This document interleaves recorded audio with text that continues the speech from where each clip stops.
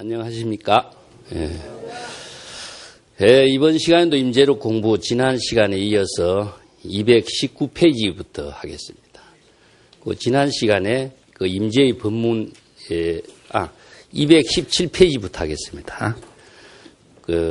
임재 스님이 자신이 지금 지혜작용을 마음대로 펼치는 그 법문을 하면서 자신이 지혜작용을 자신의 마음대로 펼칠 수 있는 능력을 갖추고 있다라고 하는 것은 불법을 자신의 지혜로 쓸 수 있는 안목을 갖고 있다라고 하는 겁니다. 그래서 이 불법을 깨닫도록 하기 위해서 지금 법문을 하고 있는데 이런 말을 했어요. 나는 곳곳에서 그를 만나지면 그는 나를 알지 못한다. 이런 말을 했죠. 지난 시간에 내가 좀 이야기하다 말았습니다. 이어서 나와 그가 무슨 관계를 갖고 이야기하고 있는가. 나는 자신이 불법으로서 자신이 원력행을 실력하는 것은 자기거든요. 그래서 자기 자신이 번뇌 망념이 일어난 사실을 자각하는 것을 그라고 합니다. 이 때문에 망념을 자각하면은 번뇌 망념은 없어지는 것이게 돼 있어요. 그래서 영기적각 각지적시란 말이 참선 수행의 기본 핵심으로 이야기하는데 망념이 일어나는 것을 자각하는 것은 불법에 의해서 자각이 돼요. 불법을 모르는 사람은 자각할 수 있는 근거를 갖지 못하게 돼 있습니다. 이것이 내가 망념인지 아니면은 중생심인지 불심의 지혜작용인지 판단 기준은 불교에서는 법이거든요. 이 법을 작용하는 능력을 갖추는 것을 불법의 대의라고 하는데 불법을 모르는 사람은 원력을 실행할 수 있는 힘이 없기 때문에 불법으로 원력을 실행한다는 것은 내가 사홍서원을 중생을 모두 구제한다든가 불법을 배운다든가 깨달음을 이룬다든가 하는 원력의 삶을 실행할 수 있는 능력을 불법에 의해서 펼칠 수가 있습니다. 그런데 불법을 모르는 사람은 원력행을 실행할 수 있는 힘이 작용하지 않기 때문에 계율을 받지 않는 사람은 계율의 생활을 통해서 자신이 삼업청정한 지혜로운 삶을 실행할 수 있는 힘이 작용할 수 있는 힘이 없어요. 그와 마찬가지로 불법을 모르는 사람은 아무리 내가 참선 공부를 하고 싶어도 자신이 원력행을 실행할 수 있는 방향과 방법을 할 수가 없어요. 그렇기 때문에 방향과 방법을 모르기 때문에 불법으로서 원력행을 실행할 수가 없는 겁니다.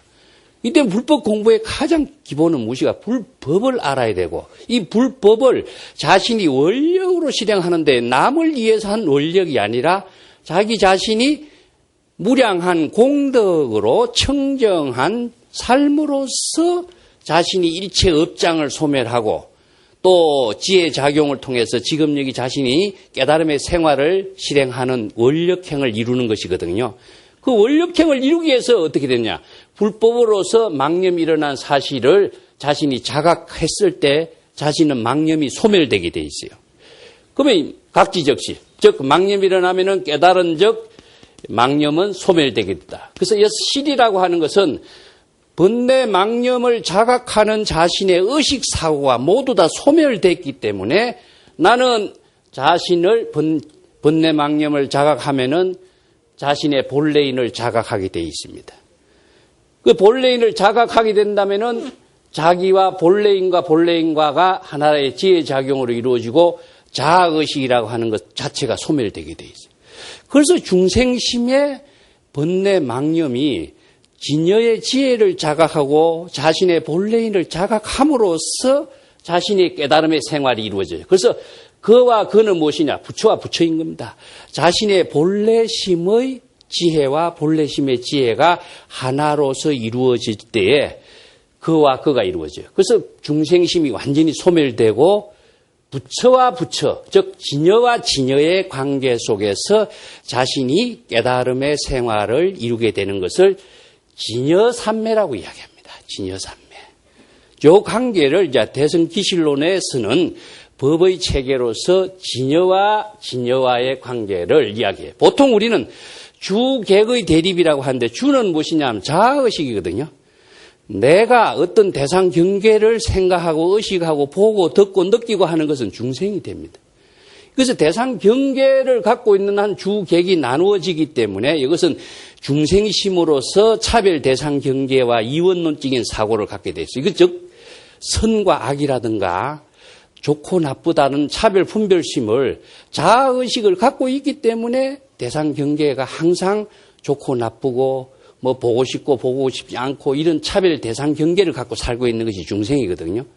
그래서 이 중생심으로서는 바로 지혜의 작용을 상실하기 때문에 요 주객을 그러면은 중생심으로 작용하지 않는 주객은 어떻게 될 것이냐.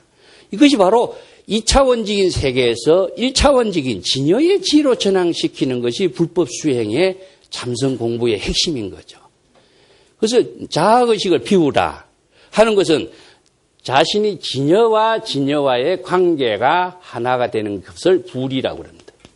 진여와 진여와의 관계가 하나가 되는 것이기 때문에 불이죠.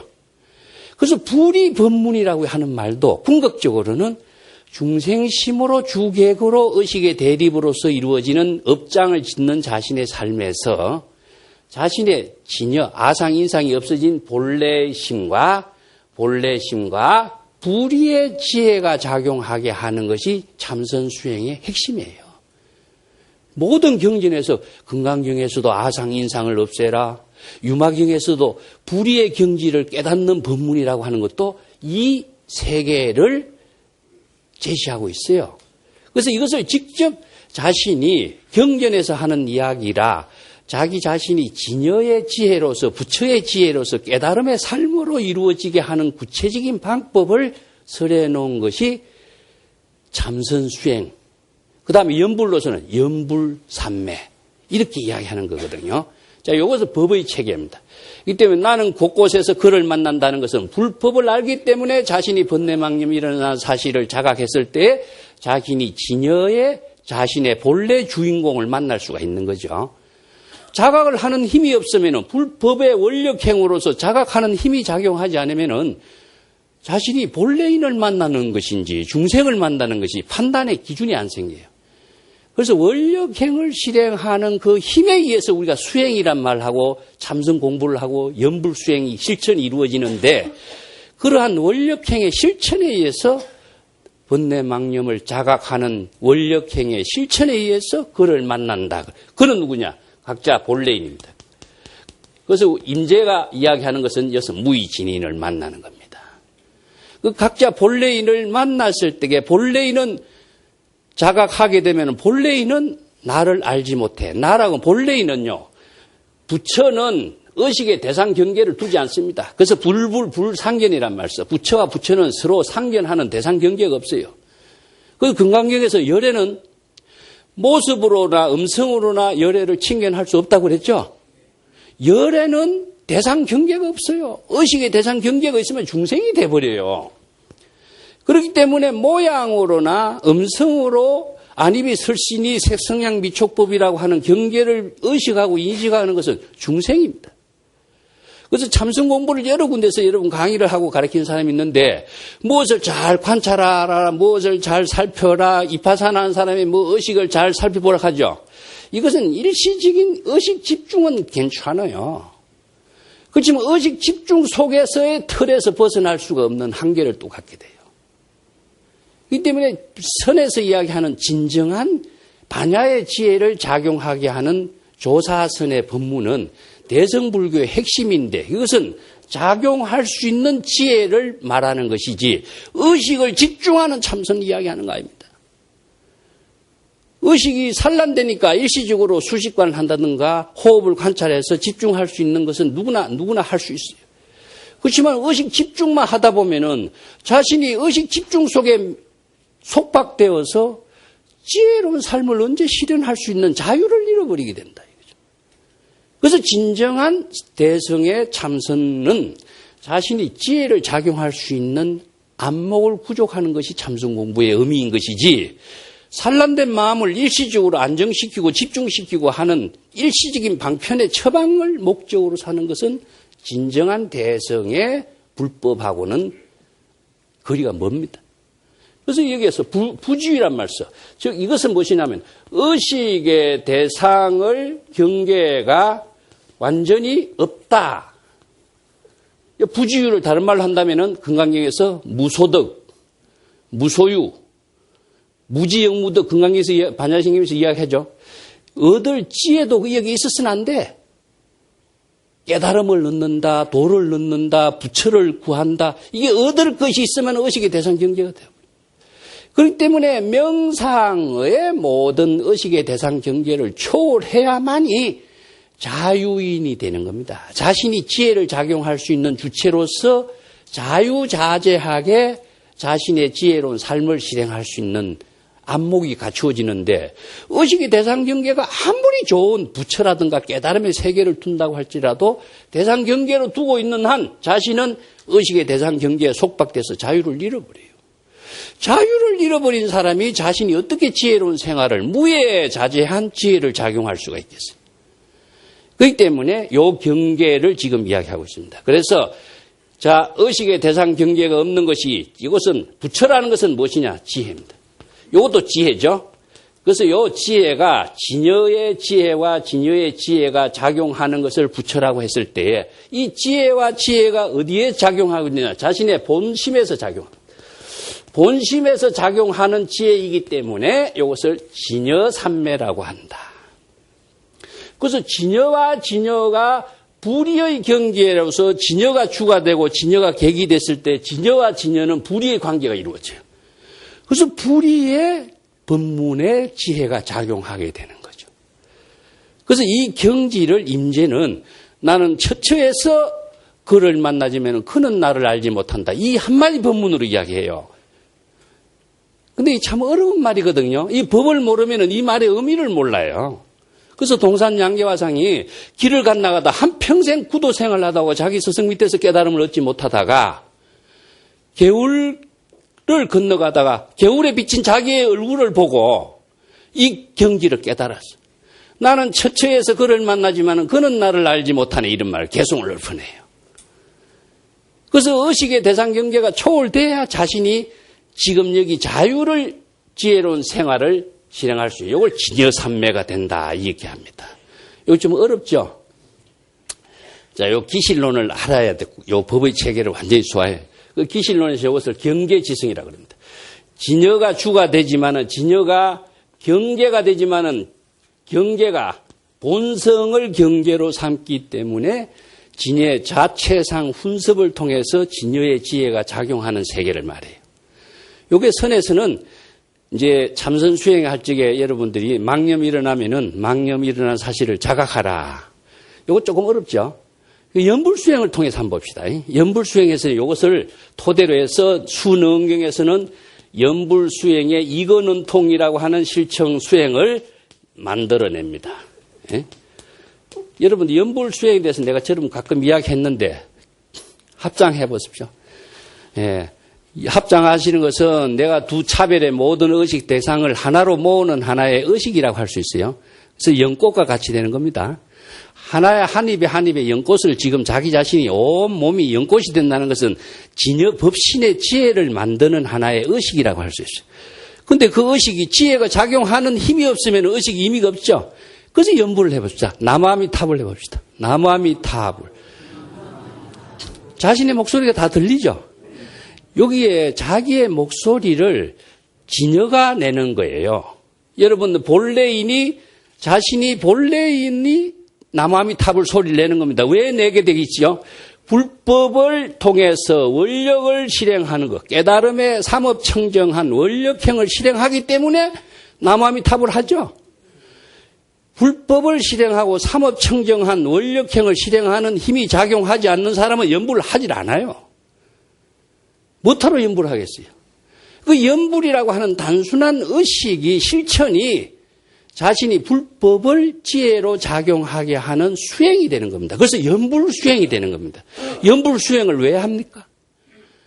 지금 여기 항상 깨달음의 지혜로운 삶을 실행하고 삼업청정하고 업장소멸하고 자신이 무한한 지혜의 공덕행을 일체 재불 중생과 함께 나누는 수행이 되기 때문에 연불하죠. 자, 다시 한번 연불해 봅시다. 나무아미타불. 여러분 목소리 들리죠?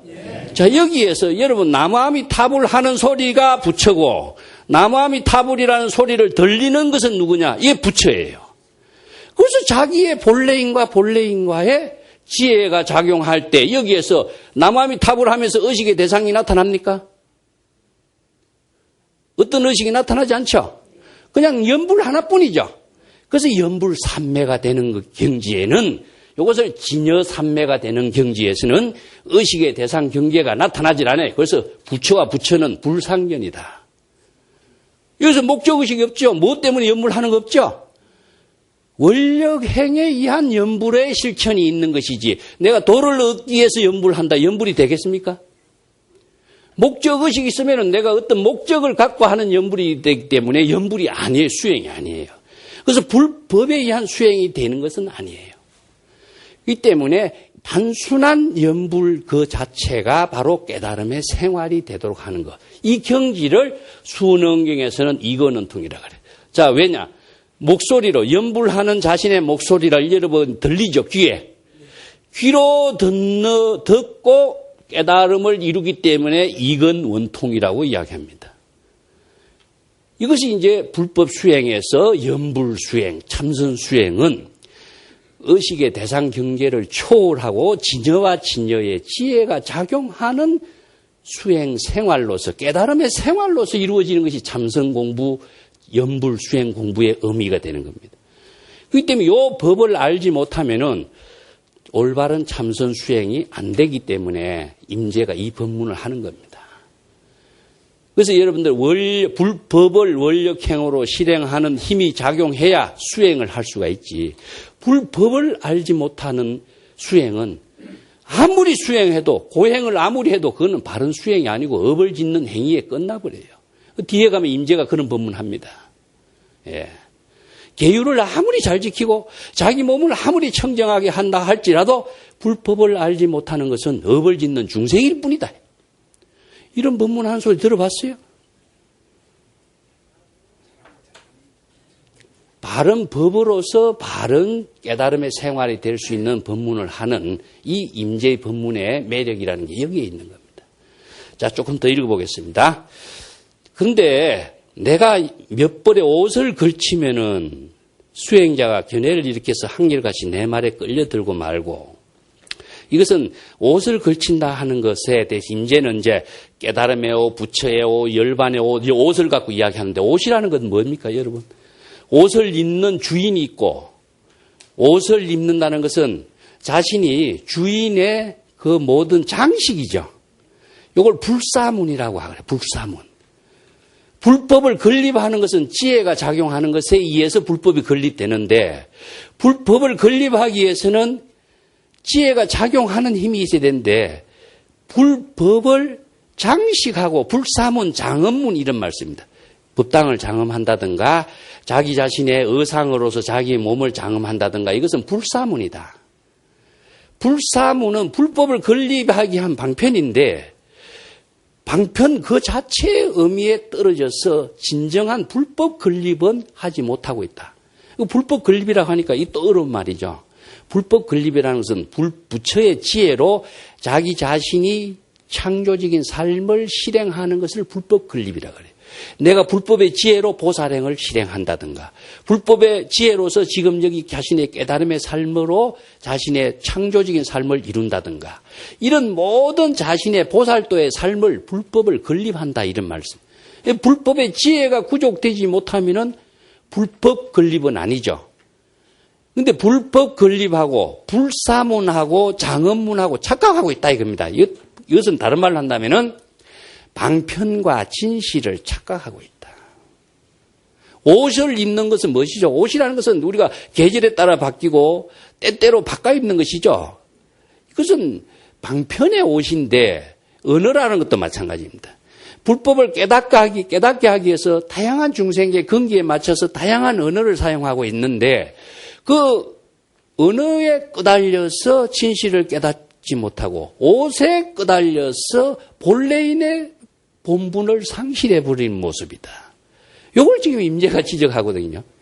그래서 많은 사람들이 중생은 모습에 착각돼버리고 모습에 끄달리고 모습에 집착해서 본질을 알지 못하는 것이 중생의 본질인데 여기서 임재가 내가 여러 가지 옷을 제시하거나 방편의 언어를 제시하면은 옷이라든가 방편의 언어에 끄달려서 바로 진실을 알지 못하는 이런 어리석은 바보들이 많다. 이 바보 같은 중들이 안목이 없기 때문에 내가 입은 옷의 색깔에 집착하고 옷의 색깔이 푸르고 누르고 붉고 흰 색깔만 인식하고 있다.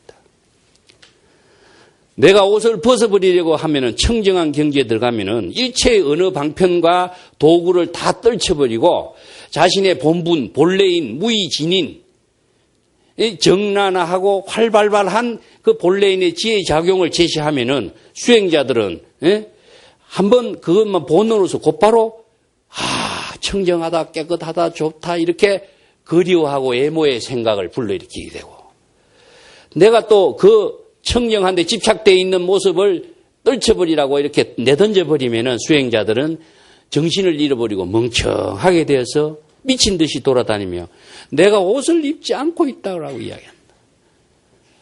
자, 여러 가지 임재가 수행자들을 대하면서 청정한 데 집착하고 부처에 집착하면 그것을 부처를 죽이라, 조사해 버리라, 죽이라 이런 말 하니까 이 무슨 말인가 멍하게 되고 이게 여러 가지 진실을 알지 못하고 내가 하는 말에 방편에 끄달려서 이리저리 헤매고 있는 모습이 바른 수행자들이 불법으로 여법하게 수행하는 안목을 갖추지 못하고 선지식의 어느 문자에 끄달려서 헤매고 있는 모습이다. 그래서 요거 이제 전체적인 대의로 이야기한다면은 방편과 진실이라는 것을 지금 이야기하고 있는 겁니다. 그 많은 사람들이 불교에서는 방편과 진실을 가지고 많은 법문을 하고 있는데 이 방편이라든가 하는 것은 진실을 체득하게 하기 위한 하나의 도구죠. 이거 언어라든가 문자라든가 하는 것은 불법의 대의를 체득하게 하기 위한 하나의 도구인데 어느 문자에 끄달려서 진정한 불법의 대의를 체득하지 못하고 불법의 지혜로 작용할 수 있는 안목을 구족하지 못하니까 이렇게 말하면 이 말에 끄달리고 저렇게 말하면 저 말에 끄달려서 자신이 불법을 건립하는 안목을 갖추지 못하고 있는 것을 지금 지적하고 있는 겁니다. 자, 나는 바로 그대들에게 그대들은 나라고 하는 옷을 입고 있는 바로 그 사람을 아느냐라고 질문을 한다. 나라고 하는 나는 뭐죠? 자기 아상인상이죠. 보통 우리가 자기라든가 이런 말 많이 쓰는데 자기라고 하는 것은 우리가 중생심으로 생각하고 있는 일체의 모든 그 모습을 자기라고 하는데 내가 그 나라고 하는 옷을 입고 있는 그 사람은 누구냐? 본래인이죠. 우리가 옷을 입는 주인이 바로 우리가 본래인인데 옷을 입고 있는 모습에만 떨어져 가지고 본래인의 지혜 작용을 잃어버리고 있는 모습이다. 그래서 항상 허상에 떠들어져 살고 있다. 자, 그대들은 각자 본래 주인공을 아느냐, 무의진인의 지혜 작용하는 그 주체를 아느냐 이렇게 질문을 하면은 그들은 수행자들은 홀연히 머리를 돌리고 나라는 자기에 집착해버리고 만다. 그래서 그 불교에서 아상인상이 산야란 말 쓰는데 참 아상인상을 버리기가 참 어려운 거죠. 그래서 이게 수행이란 말 쓰는데 수행을 하려면 법에 의해서 수행을 해야 바른 지혜를 작용하고 아상인상을 초월할 수 있는 안목을 갖추는데 법은 모르고 무조건 수행에만 매달리니까 엉뚱한 방향에서 더욱더 업을 짓는 중생이 된다. 그래서 아상인상을 버린다라고 하는 것은 본래로 되돌아가야만이 버려지는 겁니다. 버리려고 하면 버리지 않는다고 내가 여러 번 이야기했죠. 이 방편이라고 하는 것 자체는 불교에서 수행의 방향을 제시하고 방법을 제시하는 것이지 진실 그 자체를 체득하게 하기 위한 방향과 방법인데 그것은 본래로 되돌아갔을 때 가능해요. 그런데 마음 밖에서 구하지 말라 하는 말을 자주 이야기하는데 불교와 다른 종교의 차이점이라고 한다면은 불교는 내향성이다. 내가 항상 이야기합니다. 내향성. 본래. 근본으로 되돌아가는 것이 불교가 기본입니다. 내향성의 종교입니다. 마음 바뀌다. 이것은 마음 바뀌다든가 이게 마음 아니라든가 이런 말을 썼는데 마음 밖에서 도를 구하면 안 돼. 그래서 내가 다른 비유를 하는 숲이란 말 쓰죠. 숲에서 도를 구하면 더욱더 멀어지게 돼 있어요. 그래서 비구니 스님의 오도승에서도 나왔죠. 봄을 찾아서 농두산 꼭대까지 집신이 다 닳도록 돌아다녀봤지만 봄을 찾을 수가 없었다. 결국 자기 집에 되돌아가니까 자기 집 뒷뜰에 매화나무에 꽃이 핀 모습을 보고 봄이 시방세계에 두루한 것을 비로소 발견하게 됐다.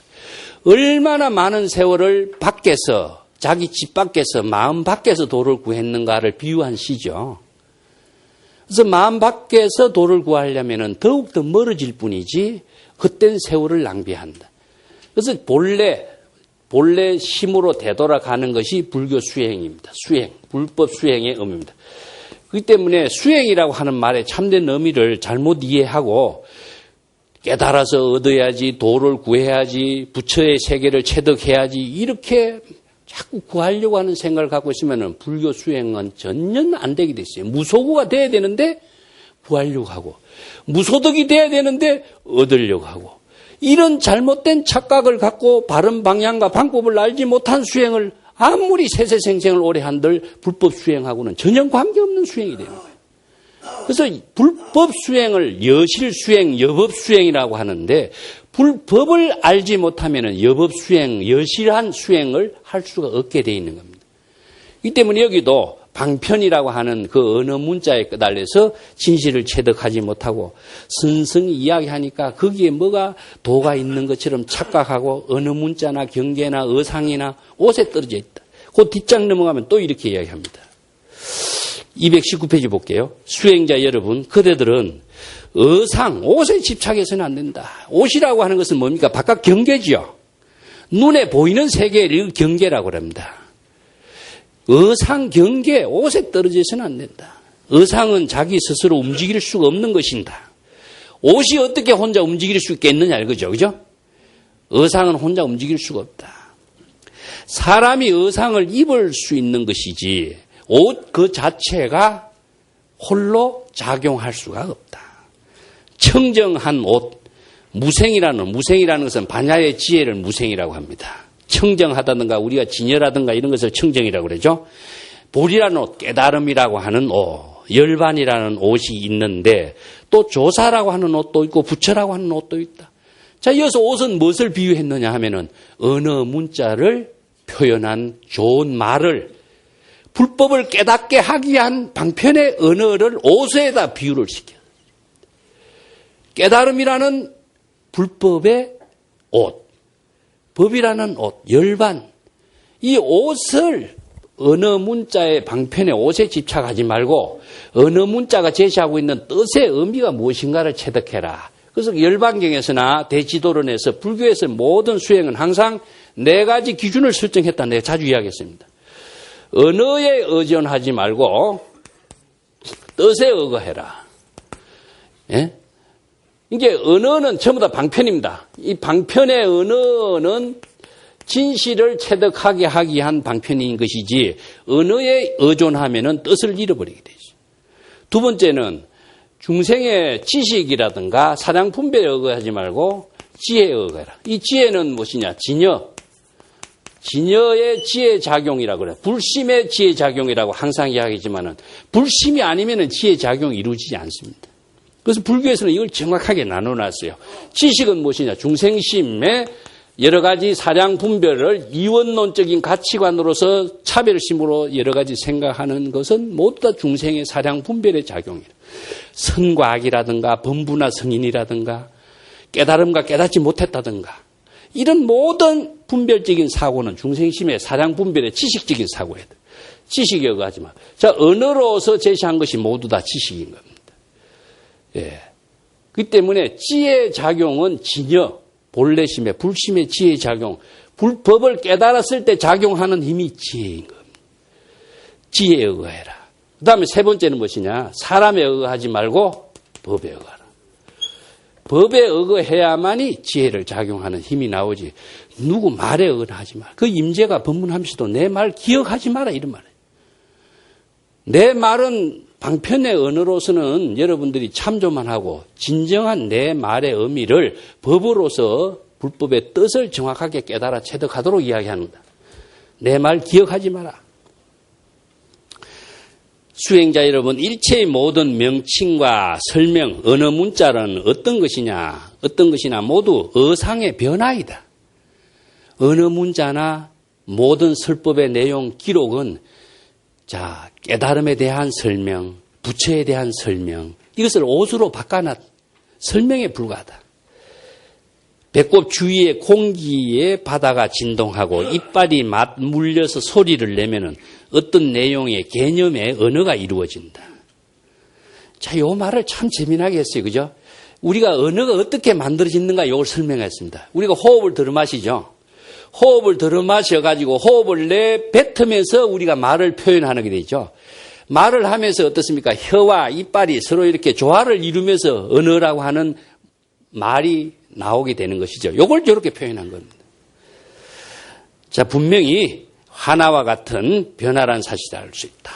언어 문자 그 자체라고 하는 것은 시적절하게 여러 가지 방편으로 쓰여진 것이지 언어 문자 그 자체가 진실 그 자체가 아니라는 사실을 분명히 알 수 있지 않느냐. 언어 문자 그 가운데 뭐가 진실인 것처럼 거기에 뭐가 본질이 있는 것처럼 착각하느냐. 수행자 여러분, 밖으로 음성 언어의 행위가 일어나고 안으로 마음의 대상이 나타나는 것, 이렇게 생각해 버리기 때문에 마음을 실체화한다. 여기서 이제 언어와 우리의 마음 작용의 관계가, 언어는 그럼 어떻게 일어나느냐. 의식의 사고에 의해서 언어가 나타나는 것이거든요. 그래서 이 개념이라고 하는데 의식의 사고가 없이 언어가 언어로서 표현되지 않습니다. 그렇지만 의식의 사고라든가 언어라고 하는 것은 하나의 개념적으로 이해하고 설명하는 것에 불과한 것이지 도 그 자체는 아니다. 법 그 자체는 될 수가 없다. 그런데 이것을 착각을 해서는 안 된다. 그리고 마음이라고 하는 것이나 어떤 언어 그 자체로 표현되고 있는 의식 속에 도가 있는 것처럼 실체가 있는 것처럼 이렇게 착각해서는 안 된다. 이것은 모두 어상, 언어 문자의 방편에 장음에 불과한 것이다. 그대들은 사람이 몸에 걸치고 있는 어상에 집착해서 그것이 실제로 존재하는 것이라고 생각을 하고 있다. 예를 들면은 많은 수많은 세월을 경과해도 단지 어상에 대한 지식에만 통달하게 될 뿐이지 불법의 참된 진실은 여러분 깨닫지 못하게 될 것이다. 이런 이야기죠. 언어를 아무리 많이 안다고 할지라도 언어 그 자체만을 알고 있는 것으로 도를 실행할 수는 없는 것이다. 삼계라는 미혹한 중생의 세계를 순환하고, 이건 생사윤회하는 겁니다. 생사윤회하게 된다. 무엇보다도 번뇌 망념의 일이 없이 지내는 것이 가장 훌륭한 것이다. 번뇌 망념의 일이 없다라고 하는 것은 이제 무사 무심의 경지로 의식의 대상 경계가 없이 본래인의 진여의 지혜로서 여법하게 작용하는 것을 이제 말하고 있습니다. 여기에도 마지막 구절이 중요해요. 서로 얼굴을 마주하여도 누군지 알지 못하고 함께 대화를 하면서도 이름을 알지 못하네. 요 말도 아까도 이야기한 것처럼 진여의 지혜와 진여의 지혜는 대상 경계가 없다 그랬죠. 부처와 부처는 대상 경계가 없기 때문에 무엇을 마주한다 하던 것은, 이건 일용이 부지란 말, 중국인들도 이런 말 씁니다. 도라고 하는 것은 일상생활 속에서 작용하는 것이거든요. 날마다 사용하면서도 알지 못해. 그래서 알지 못하는 것은 의식의 대상 경계가 없기 때문에, 부지유기 때문에 알지 못해. 날마다 사용하는 것은 뭡니까? 자기의 본인의. 본래인이 뭘 알지 못했느냐, 자기가 뭘 하는지 의식의 대상이 없이, 이것은 무엇이냐, 지금 여기에서 자기의 일에 몰입하고 있기 때문에, 자기의 일과 몰입된 경지의 삶을 살고 있기 때문에 의식으로 작용하는 중생심의 세계가 완전히 소멸된 것을 이렇게 표현해요. 그래서 멍청하게 살고 있는 말이 아니고 중생심으로 작용하고 있는 사량 분별의 대상 경계가 완전히 없어졌기 때문에 지금 여기 자신의 일에 몰입할 지금 여기에 밥을 먹을 때 밥 먹는 거, 잠잘 때 잠자는 거, 지금 여기 본분사의 시절 인연의 자신의 삶을 살고 있는 모습, 그 자체를 이렇게 표현해요. 의식의 대상 경계를 두면은 거기에 대한 분별심이 또 일어나기 때문에 이것을 부지유라고 하는 것은 진여와 진여가 하나로 작용해서 일체가 됐다. 예? 또 불의의 경지에서 작용하고 있다. 이런 표현을 이렇게 씁니다. 이게 항상 몰입한다 이런 말을 가끔 했죠. 자신의 일에 완전히 삼매에 빠졌다. 몰입했다. 어린애들이 놀이하는 것 자체가 목적으로 놀이를 하진 않습니다. 놀이를 목적으로 하면은요, 실정이 나게 돼 있어요. 목적이 이루어지면은. 근데 놀이 그 자체가 자신의 생활이기 때문에 시간 가는 줄 모르고 그 놀이에 몰입하는 것과 마찬가지입니다. 근데 우리가 중생심으로서 내가 어떤 일을 성취를 해야 되겠다. 뭐 어떤 목적을 딱 두고 일을 하면요. 그 어느 경계가 이르게 되면은 거기에서 자신의 세계가 한계가 나타나게 되죠. 그렇기 때문에 일체의 불법 수행에서는 진여의 수행, 진여의 생활은 대상 경계를 한계를 두면 안 돼. 이건 중생이 되어버립니다. 그래서 한계를 두지 않고 목적을 두지 않고 어떤 성취감을 이루지 않게 하는 깨달음의 생활하는 것은 원력행밖에 없습니다.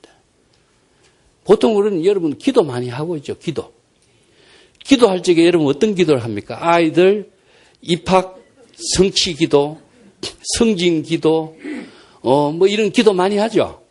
자, 이런 기도는 우리 중생심으로서 자기가 지금 현실에 처해 있는 문제를 해결하기 위해서 가장 절박하게 요구되고 있는 요청의 기도라고 해요. 이 요청의 기도가 이것은 불법을 알지 못하는 기도야, 사실은. 왜냐하면 목적의식에 대한 기도를 갖고 있죠. 그러면은 10사람이 똑같이 기도를 하는데 5사람만 뽑는다 하고 5사람은 떨어지게 되죠. 자, 이렇게 하면 불법에서는 어떻게 해야 되느냐 할 문제가 나와요. 그래서 불법의 기도는 자기가 최선의 지혜를 작용할 수 있는 힘을 잘 할 수 있도록 하는 기도를 해야 돼. 그래야 대상 경계가 소멸돼. 남을 의식하지 않게 되고 남에 대해서 어떤 목적의식에 떨어지지도 않고. 그러니까 우리 아들이 최상의 자신의 능력을 잘 발휘해서 좋은 일을 이룰 수 있도록 이런 기도를 해야 돼요. 그래야 내가 기도하는 내가 업을 짓지 않는 기도가 되는 거야. 다른 사람은 다 뜰크고 우리 아들만 되게 해야 돼. 그러면 내 자신도 모르게 업을 짓고 차별이 심해 떨어진 기도가 되겠죠. 이게 바른 기도가 될까요? 자신이 세운 원력의 삶을 잘 삼업청정하고 이루도록 하는 기도를 우리가 그래야 서로 함께 모든 지혜를 나누는 기도가 되고 많은 사람들과 함께 다 같이 공덕행을 이루는 기도가 되는 것인데 기도한다 하면서도 목적의식에 떨어진 기도를 하니까 자, 그게 이루지 못하면 뭐냐? 영험이 없다. 이 불법을 모르는 사람이 이렇게 중생심으로 업을 지어가면서 이런 생활을 하니까 자신이 좋은 인연과 좋은 삶을 이루지 못하는 그런 일이 이루어지는 겁니다. 그래서 불법을 알아야 기도도 제대로 한다. 불법을 알아야 연불수행, 참선수행도 제대로 할 수 있는 겁니다. 그래서 원력행을 실행해야만이 내가 공덕행으로서 삼업청정한 지혜로운 삶을 이루는 보살도를 이룰 수 있는 생활이 되는 것이지 불법을 모르고 원력행의 삶을 실현하지 못하면서 어떻게 보살행을 이루고 공덕행을 이룬다고 할 수 있겠느냐. 그래서 모든 불교의 지혜는 일체의 중생심을 초월해서 작용할 수 있는 지혜를 구현할 수가 있어야 되는 것이지 단순하게 자기 목적의식에 떨어지면 아주 큰 부작용이 자신도 모르게 업을 짓는 그 중생으로 전락되어 버린 겁니다. 한 단 보겠습니다. 더 222페이지 더 볼게요. 시간 되는 대로. 요즘 학인들이 불법의 대의를 체득하지 못하는 것은 어느 문자나 이름이나 방편의 개념에 집착했다. 부처라고 하는 말, 깨달음이라는 말, 도라는 말 이런 언어 문자 개념, 이게 집착해가지고 여러 가지로 사량 분별을 일으키고 있는 것이다. 즉 방편의 언어에 집착해서, 사실 방편, 불교의 용어는요 한자로 써놓으니까 방편의 언어 이 개념 이거 자체를 제대로 이해를 하지 못한 데 따르는 부작용이 또 있어요. 그래서 이 정확한 언어를 알아야 정확한 불법의 대의를 체득할 수 있는데, 이 언어 자체를 잘못 이해해서 따르는 부작용, 이게 착각해버리고 불법이 아니고 엉뚱한 것을 불법이라고 이야기해버린 경우가 허다하게 많이 있습니다. 불법의 대의를 체득하지 못해서 생기는 여러 가지 부작용도 진실을 체득하지 못하고 방편에 끄달리고 있고, 여러 개의 언어 문자의 사량 분별을 일으키고 있다. 두꺼운 공책에다가 죽은 노성들의 말씀을 기록해서 4겹으로 5겹으로 보자기로 싸서 누구에게도 보여주지도 않고, 이것이야말로 불법의 현묘한 도리라고 생각하고 소중하게 보관하고 있는 이런 수행자들이 있다. 크게 잘못되었다.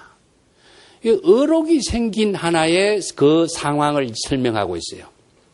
옛날에 선지식이 법문하면요, 그 법문이 참 훌륭한 법문을 하고 뛰어난 법문을 하니까 제자들이 그것을 몰래 기록을 했습니다. 그래서 마조나 임재가 설법을 하면서도 내 말을 기억하지 말고 내 말을 기록하지 말라고 했는데, 제자들이 그 말을 기록을 하고 기억을 해가지고 오늘날 이렇게 의록이라는 것이 만들어졌어요. 참 아이러니하죠. 그 운문의 설법에도 제자들이 종이로 만든 옷을 입고 스승의 설법을 몰래 기록하고 운문의 의록이 만들어졌어요. 이만큼 그 당시에 선성들의 설법이 소중하게 기록이 되어서 오늘날 의록으로 전하고 있습니다. 이 문제에 대해서는 다음 시간에 조금 더 구체적으로 하겠습니다. 예, 오늘 이것으로 마치겠습니다.